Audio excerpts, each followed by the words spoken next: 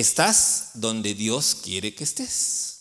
Porque pensaba en pasar el semáforo en verde, en amarillo, como a veces hacemos, seamos honestos, así aceleramos y pasamos el semáforo. Pensaba en eso porque tenía algunas cosas que hacer y el trabajo, etcétera, y el semáforo, ¡pum!, de repente que cambia. Y tuve que frenar. Y vino a mi mente esa frase: estás donde Dios quiere que estés. Y se me quedó ahí rebotando en mi cabeza. Se quedó rebotando cuando leía la Biblia, cuando meditaba y pensaba, es así, estás donde Dios quiere que estés. Y el Espíritu Santo y las meditaciones, los capítulos de la Biblia me dijeron, eso es lo que vas a compartir esta semana. Eso es lo que los hermanos necesitan escuchar. Resplandece, no se ve aquí, es un color verde. Resplandece en el lugar en donde estás. Ese va a ser el tema esta semana, hermano. Porque donde estás, exactamente en el lugar en donde estás, es donde Dios quiere que estés en este momento. Y nos toca, también se ha escrito mucho y se ha oído mucho acerca de florece en donde la vida te ha puesto. En este caso, en donde Dios te ha puesto. Tal vez el trabajo no es el trabajo de tus sueños, el que tú habías pensado, el que tú querías, el que tú cuando estabas estudiando te visualizabas, y tal vez el trabajo en el que estás ahora no es exactamente lo que habías pensado. La casa que tienes igual no es la de tus sueños, y que el jardín y que el garage, etcétera, tal vez no es exactamente así como lo habías imaginado.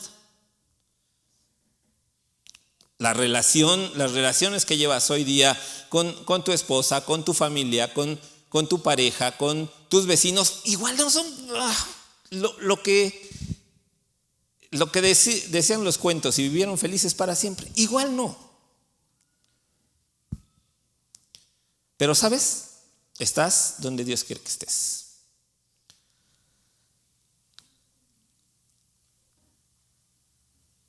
Esta foto que ya vieron son los integrantes de la Iglesia Bíblica El Sembrador y los que faltaron, evidentemente.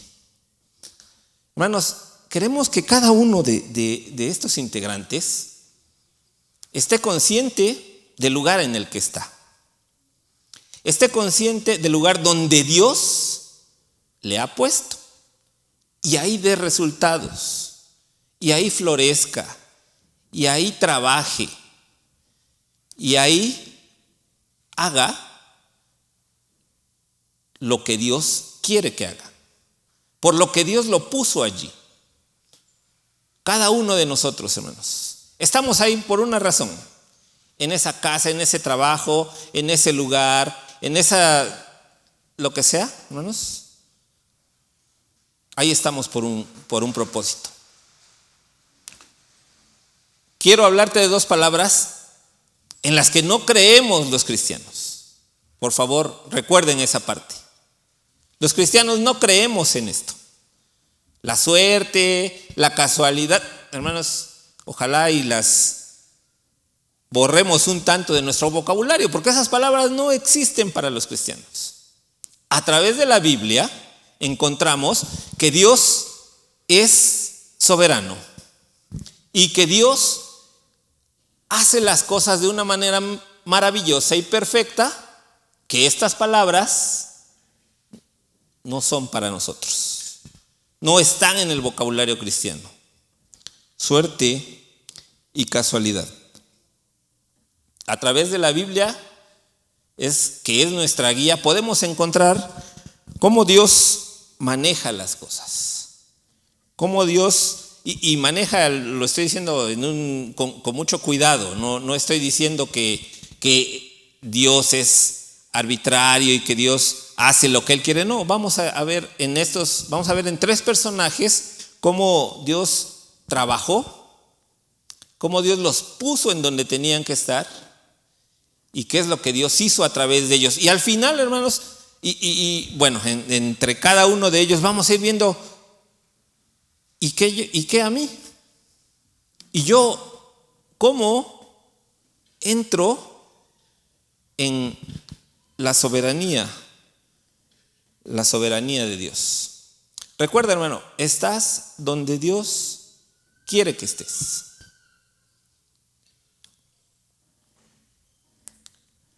El primero de ellos, si son historias conocidas, no vamos a repasar el 100% de la historia porque las hemos escuchado muchas veces. El primero de ellos es David. Todos conocemos esta historia, todos conocemos esta ilustración. Las veces que he predicado de ella siempre he dicho, es la historia más conocida fuera del Evangelio, fuera de la Biblia, la historia más conocida para el mundo es David y Goliat. Y sabemos de sobra la historia. Lo que en el punto en que quiero que nos enfoquemos este día es la manera en cómo David llegó allí, en cómo David fue puesto en ese lugar por la mano de Dios para cumplir un propósito que Dios tenía. ¿Recuerdan esta parte de la historia? Hay ejércitos, 2 ejércitos peleando y un paladín, usa la versión Reina Valera 60, un paladín filisteo se para delante de los hebreos y los reta. Un hombre, vengan y que pelee conmigo. Y los hebreos están muriéndose de miedo. Durante 40 días fue así. Y entonces dice Isaí a David, su hijo: toma ahora para tus hermanos un efa de este grano tostado y estos 10 panes y llévalos pronto al campamento a tus hermanos.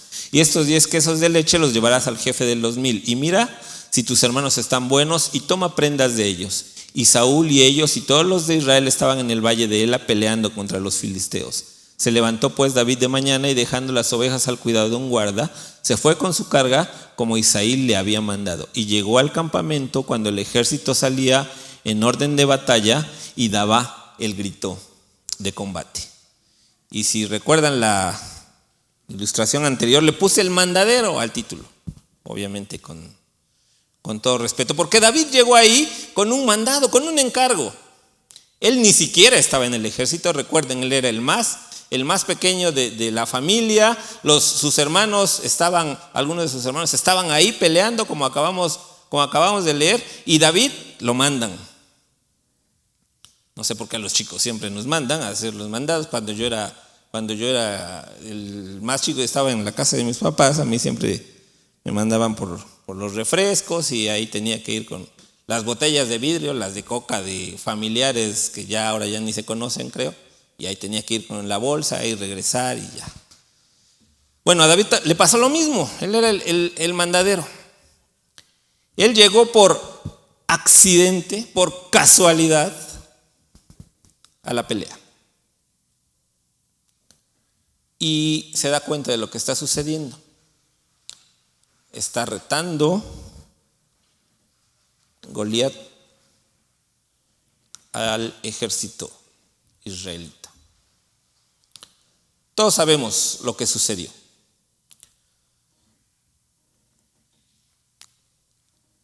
Después de discutir un poco con Saúl y de que le prestan los arreos de un soldado y no puede caminar con ellos, David hace frente a Goliat. Y dice: entonces dijo David al filisteo: tú vienes a mí con espada y lanza y jabalina, mas yo vengo a ti en el nombre de Jehová de los ejércitos, el Dios de los escuadrones de Israel, a quien tú has provocado. Jehová te entregará hoy en mi mano y yo te venceré y te cortaré la cabeza y daré hoy los cuerpos de los filisteos a las aves del cielo y a las bestias de la tierra, y toda la tierra sabrá que hay Dios en Israel. Y sabrá toda esta congregación que Jehová nos salva con espada y con lanza, porque de Jehová es la batalla y él os entregará en nuestras manos. Resultado, hermanos, todos sabemos la historia. Resultado: David termina con el gigante. Puede que estés tú en alguna situación por accidente. Puede que estés tú en una situación con algunas personas que están enfrentando un gigante y tú ni siquiera lo sabes. Puede que como cristiano tú tengas una preparación como la tenía David, que cuando está hablando con Saúl le dice, mira, si venía un oso, si venía un león, tomaba un cordero de la manada, yo iba y se lo quitaba. Esos pequeños encargos que tuvo David cuando era pastor le sirvieron para enfrentar al gigante. Hermano, piensa si tú, con la capacidad que tienes, con la capacitación que has tenido, con lo que conoces de la Biblia, con lo que has sabido, con lo que has enfrentado, tienes la capacidad de vencer a un gigante que está asolando a otras personas ahí donde tú estás puesto. Tú no lo sabes, tal vez sí, pero ahí en tu trabajo, ahí en tu familia, ahí en tu vecindario, no sabes si hay personas que están siendo atemorizadas por un gigante y tú tienes la capacidad de enfrentarlo y tú estás puesto allí como hijo de Dios. Tal vez te encuentres a alguien y platiques con él por casualidad. Tal vez te encuentres a alguien y le conozcas por accidente. David llegó ahí porque lo mandaron. David llegó ahí porque iba a hacer otras cosas.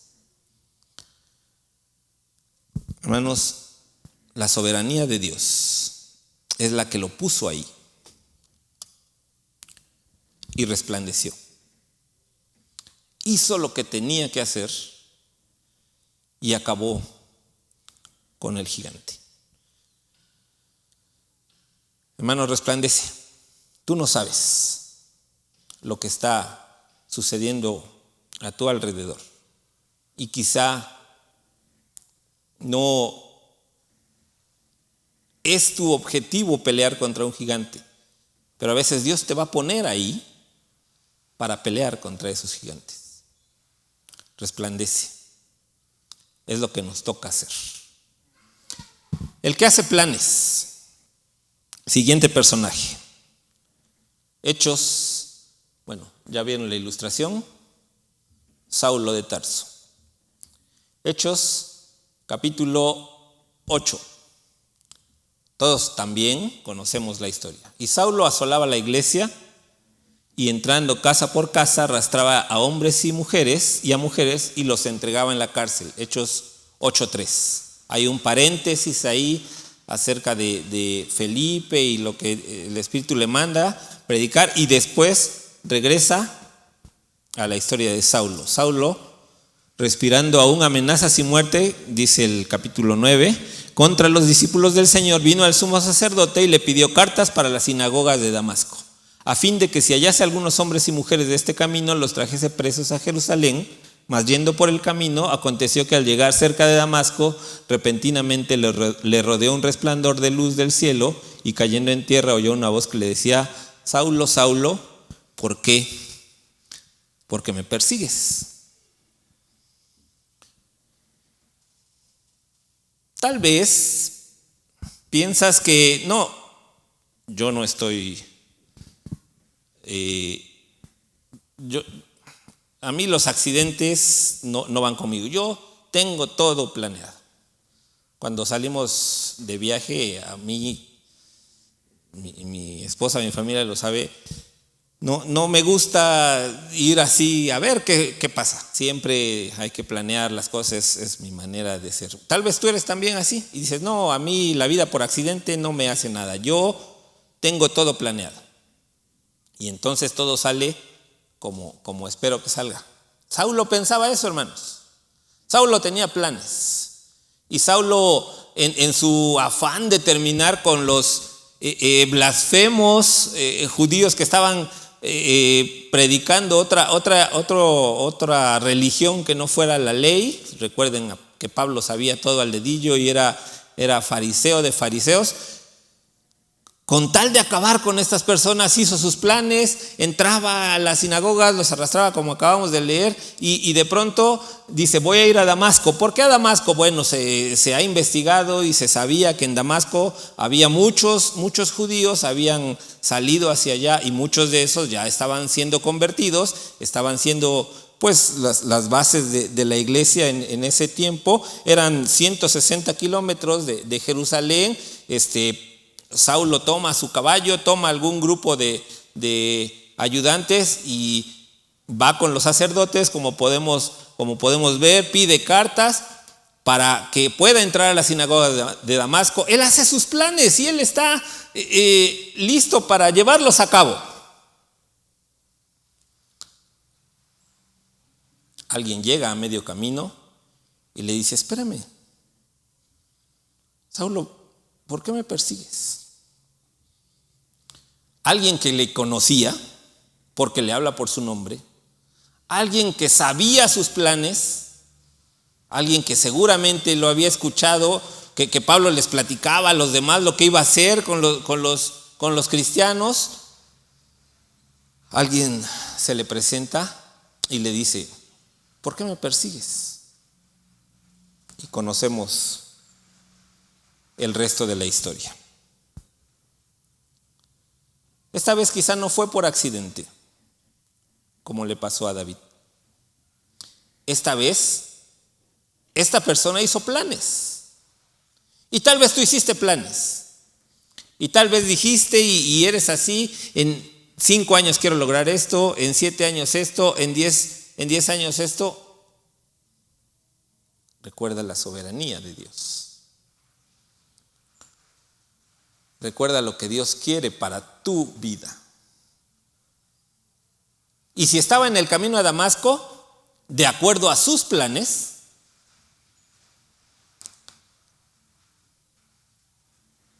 estaba en el camino a Damasco, pero no de acuerdo a sus planes, de acuerdo a lo que Dios quería de él, de acuerdo a lo que Jesús quería obtener de él.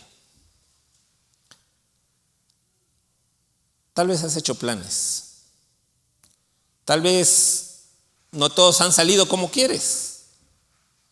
Tal vez hoy estás aquí sentado pensando en: si yo estuviera, si yo hiciera, si yo fuera. El plan de Dios siempre es mejor. Aunque creas que no. Aunque creas que es difícil. Tal vez. Aunque creas que es más complicado que vivir sin él. Sí, tal vez. Pero ¿de qué es mejor, hermano? Va a ser mejor.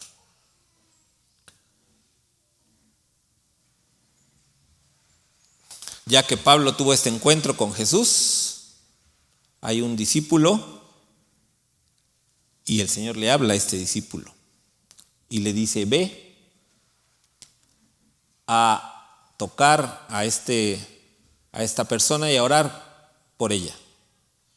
Y él responde. Entonces Ananías respondió: Señor, he oído de muchos acerca de este hombre. ¿Cuántos males ha hecho a tus santos en Jerusalén? Y aún aquí tiene autoridad de los principales sacerdotes para prender a todos los que invocan tu nombre. El Señor le dijo, ¿qué le dijo? Ve, porque instrumento escogido me es este, para llevar mi nombre en presencia de los gentiles y de reyes y de los hijos de Israel, porque yo le mostraré cuánto le es necesario padecer por mi nombre. Pablo tenía sus planes. Pablo tenía sus proyectos. Pablo pensaba que estaba haciendo bien. Dios le dice: eres instrumento escogido. Dios le dice: sí, tus planes están bien, pero los míos son mejores. Dios le dice: vas a fundar iglesias, vas a escribir cartas, vas a cuidar la doctrina y la vas a extender. Señor, pero yo tengo planes. Sí, pero los planes que yo tengo van a engrandecer mi nombre. Van a hacer que muchas más personas me conozcan. Y entonces, a pesar de que tengas planes, a pesar de que pienses que estás haciendo bien, lo que yo tengo para ti es mejor. Así que florece, así que resplandece. Yo estaré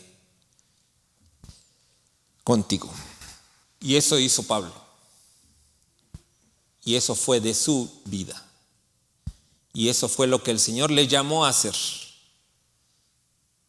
Y a pesar de que tenía planes, resplandeció, como Dios quería que lo hiciera.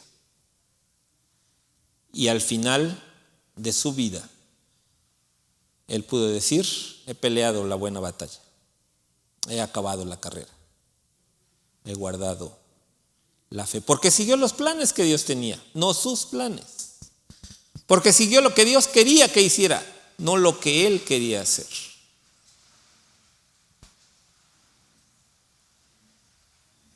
Por último, la reina. Conocemos esta historia también. Hay un rey por allá en Persia que se siente muy orgulloso de lo que es. Hace una fiesta de 6 meses de duración, que hace que las fiestas de hoy día palidezcan a su lado. Una fiesta de 180 días para todos los integrantes de su gobierno. 6 meses. Y al final hace una fiesta todavía más de 7 días para todo el pueblo, para todo el que quiera entrar a su palacio, para que todo el que quiera disponer, hace 7 días de fiesta, con comida, con vino, con lo que fuera necesario. Y en uno de los últimos días de la fiesta le dice a sus ayudantes que trajeran a su esposa, porque quería que todos la vieran y deslumbrarlos con su belleza. ¿Saben qué hizo su esposa? No, yo no voy. Y este rey se enojó tanto que la destituyó. La reina Vasti dejó de serlo.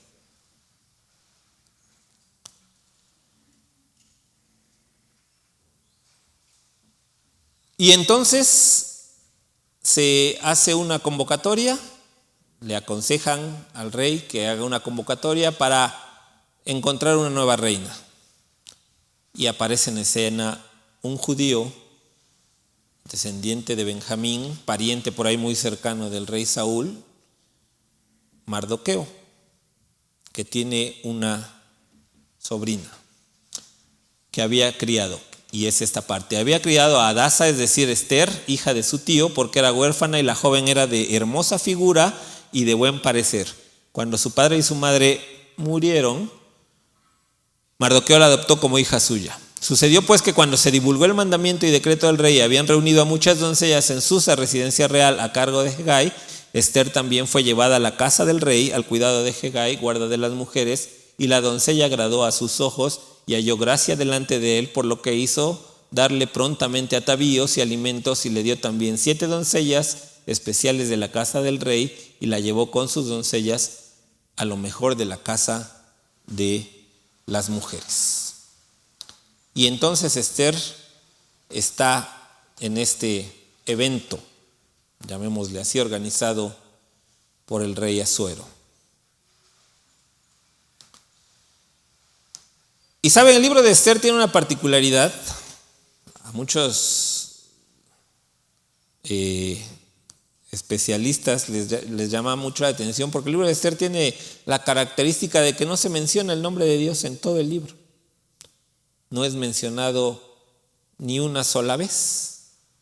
Sin embargo, está incluido en el canon, hermanos, porque Dios se mueve, se muestra cómo Dios se mueve a través de lo que hacen los hombres. Y esto es lo que se ve desde el principio, desde esos primeros capítulos que estamos narrando y que estamos leyendo.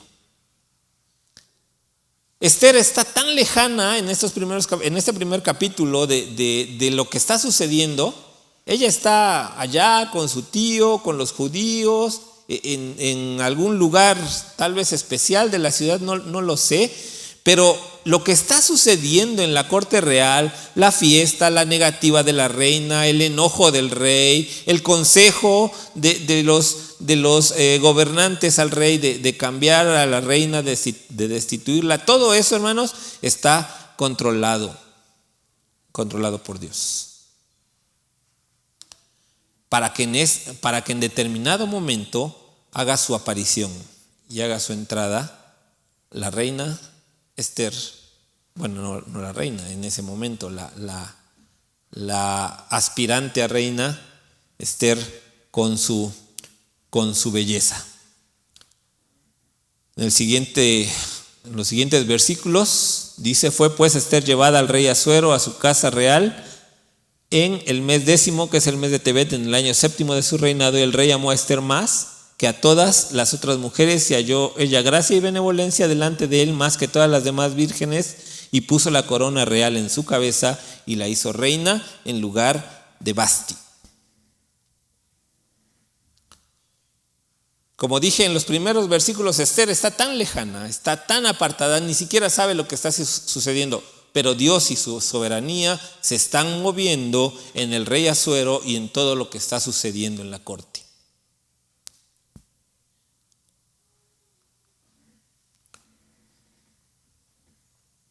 Sucede que por ahí hay un enemigo. El primer ministro es enemigo declarado de los judíos y quiere acabar con el pueblo de Dios. Y entonces le dice al rey que haga un edicto para acabar con los judíos, con un pueblo que vivía en su tierra. El rey, tan atareado con tantas cosas, tan pensando en diferentes cosas, ni siquiera sabe lo que hace y firma el edicto. Y entonces Esther, que era parte de ese pueblo y que no lo sabía el rey, está condenada junto con su tío y los demás a ser exterminados. Y entonces la aspirante, que ahora ya es reina, tiene que jugar un papel muy importante en detener esto. Entonces dijo Mardoqueo le manda a decir a Esther lo que estaba sucediendo. Esther le contesta que es complicado presentarse ante el rey porque puede morir, porque puede arriesgar su vida. Y entonces Mardoqueo le contesta y le manda a decir: dijo Mardoqueo que respondiesen a Esther: no pienses que escaparás en la casa del rey más que cualquier otro judío, porque si callas absolutamente en este tiempo, respiro y liberación vendrán de alguna otra parte para los judíos, mas tú y la casa de tu padre pereceréis. Y quién sabe si para esta hora has llegado al reino. Y esta es la parte clave, y esta es la parte que quiero que pensemos. David llegó por accidente. Pablo llegó a pesar de sus planes. Esther llegó porque la soberanía de Dios lo dispuso de esa manera, y llegó para salvar a un pueblo a la presencia de este rey. Ella al principio ni siquiera sabía lo que estaba sucediendo. Ella estaba por allá y lo que sucedía en la corte era diferente. Ella ni siquiera sabía lo que estaba sucediendo. Pero la soberanía de Dios la llevó a ese lugar, a esa posición de privilegio, a esa posición de poder, para, como sabemos todos la historia, salvar a su pueblo. Ella aboga por su pueblo, y al final Amán es el que es muerto en la horca que había preparado para Mardoqueo.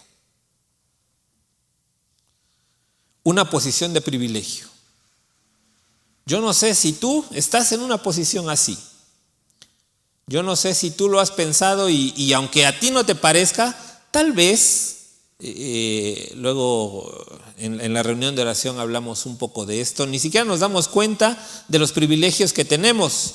Tenemos una casa, tenemos comida, tenemos una familia, tenemos algún medio en donde movernos, tenemos, en fin, diferentes situaciones. Y esos privilegios a veces ni siquiera los valoramos. A veces volteamos hacia arriba y queremos alguna otra cuestión y despreciamos un poco lo que tenemos. Hermanos, me atrevo a decir que todos estamos en una posición de privilegio, en una posición en la que el Señor nos ha puesto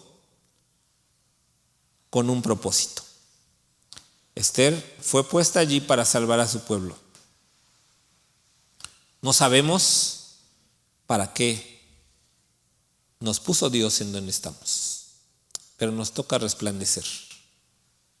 Nos toca mostrar lo que es Dios, mostrar el amor de Dios a los demás. Esther salvó a su pueblo. Esther fue la reina que pudo lidiar con esta situación. Y los judíos pudieron celebrar esta fiesta, la fiesta del Purim, que hasta hoy día celebran porque fue el día en que se les dio la oportunidad de defenderse si alguien les quería atacar. Eso significaba que el pueblo no iba a perecer. Resplandece. Cuando en la iglesia en que crecimos había un canto basado en estos versículos, que son de Isaías y que son versículos proféticos, yo lo sé. Sin embargo, quiero tomar el primer versículo para animarnos, para que como miembros del Sembrador pensemos y recordemos en dónde estamos y que tenemos que resplandecer. Levántate, resplandece, porque ha venido tu luz y la gloria de Jehová ha nacido sobre ti. Porque aquí que las tinieblas cubrirán la tierra y oscuridad las naciones, mas sobre ti amanecerá Jehová y sobre ti será vista su gloria. Y andarán las naciones a tu luz y los reyes al resplandor de su nacimiento. Levántate, resplandece. Donde Dios te ha puesto. Ahí es donde Dios te quiere. En ese lugar. Que quizá no te parezca el mejor a ti en ocasiones. Tal vez. Tal vez estás a gusto en ese lugar. Está bien, qué bueno, adelante. En ese trabajo que Dios te ha puesto. En esa casa donde Dios te ha puesto. Levántate. Resplandece. Tal vez ni siquiera tienes trabajo. Dios así lo quiso en este momento. A Dios nada se le escapa de control. Y a Dios hasta la más pequeña situación la tiene contemplada. Y saben, mis pensamientos no son vuestros pensamientos, ni vuestros caminos mis caminos, dijo Jehová. Como son más altos los cielos que la tierra, así son mis caminos, más altos que vuestros caminos, y mis pensamientos más que vuestros pensamientos. Porque como desciende de los cielos la lluvia y la nieve, y no vuelve allá, sino que riega la tierra y la hace germinar y producir, y da semilla al que siembra y pan al que come, así será mi palabra que sale de mi boca. No volverá a mí vacía, sino que hará lo que yo quiero, y será prosperada en aquello que le envíe. Y podemos pensar en nuestros planes, y podemos pensar en nuestros proyectos, y podemos pensar en lo que queremos, y podemos pensar en lo que deseamos, en lo que nos llena, en lo que buscamos. Hermanos, los planes de Dios siempre son mejores, y la soberanía de Dios te puso ahí en donde estás en ese momento. Te toca resplandecer, te toca brillar.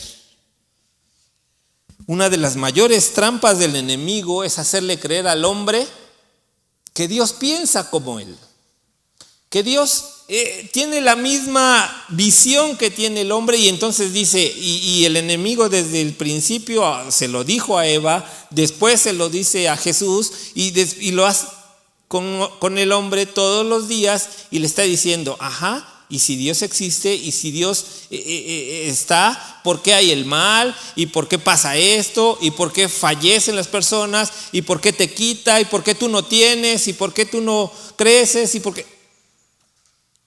Hermanos, la visión de Dios y los planes de Dios son diferentes a los del hombre. Nosotros vemos nuestra vida como una serie de acontecimientos día a día, y solo está la luz en el día de hoy, y mañana que abramos los ojos está, si Dios lo desea así, estará la luz sobre lo que pase en ese día, y así sucesivamente. Dios no ve las cosas así. Dios ve toda la vida al mismo tiempo. Él sabe que lo que sucedió ayer, que lo que sucedió antier, que lo que sucedió hace un año, qué resultado va a tener dentro de un año, dentro de 10, dentro de 20 años en tu vida. La soberanía de Dios es lo que los teólogos llaman la trascendencia de Dios. A Dios no lo limita nada. Nosotros, si queremos saber en qué día estamos, en qué hora estamos, vemos el reloj, vemos el calendario, vemos lo que sea necesario. Para Dios no es así. Dios es diferente. Dios ve todo de una manera que no podemos. Hermano, a lo que te quiero animar en esta hora, en lo que quiero que terminemos pensando es: ¿cómo puedo ver yo la vida como Dios la ve?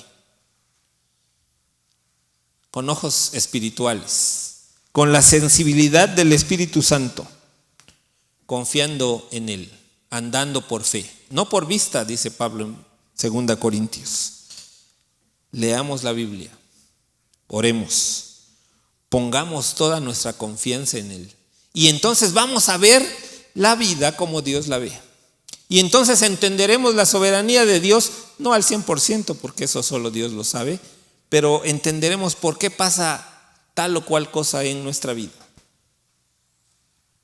Y por eso les animamos a reunirnos, y por eso les animamos a reunirnos a orar, y por eso les animamos a estar juntos en comunión, porque de esa manera, hermanos, podemos aprender, crecer y estar juntos, y aprender juntos lo que Dios quiere para nuestra vida. ¿Sabes? A veces nuestra actitud es: bueno, sí, pero yo tengo mejores cosas que hacer. Y entonces, cuando vienen los problemas, es lo primero que nos pasa. Cuando vienen los problemas, como no tenemos la visión espiritual, como no tenemos lo que Dios nos dice en su palabra, entonces caemos. Bueno, yo te animo a que resplandezcas donde Dios te ha puesto, como lo hizo David, como lo hizo Pablo, como lo hizo Esther. La soberanía de Dios te ha puesto allí, y es donde quiere que estés. Así que resplandece, así que muestra lo que Dios quiere de ti en ese lugar. Dios les bendiga, hermanos.